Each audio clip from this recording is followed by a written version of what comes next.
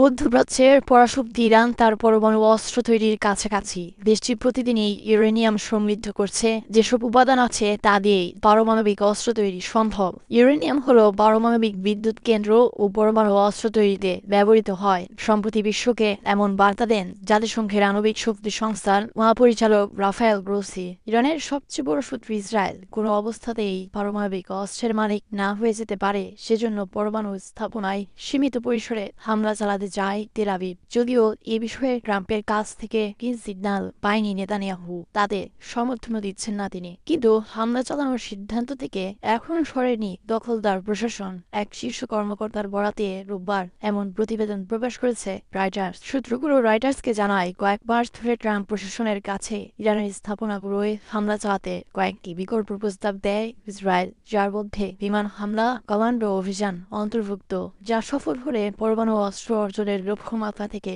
অন্তত 1 বছরের জন্য পিছিয়ে পড়বে তেহরান। এদিকে গোয়েন্দা তথ্যের ভিত্তিতে ইরানের জ্যেষ্ঠ নিরাপত্তা কর্মকর্তা রয়টার্সকে বলেন, সর্বপরিসরে নয় বরং বড় হামলার ছক কষছে ইসরায়েল। এদিকে পারমাণবিক অস্ত্র অর্জন থেকে ইরানকে দূরে রাখতে ওয়াশিংটন তেহরানের দ্বিতীয় দফার বৈঠক সফল হয়েছে। তৃতীয় দফার আলোচনায় চুক্তির সম্ভাবনা আছে। ইরান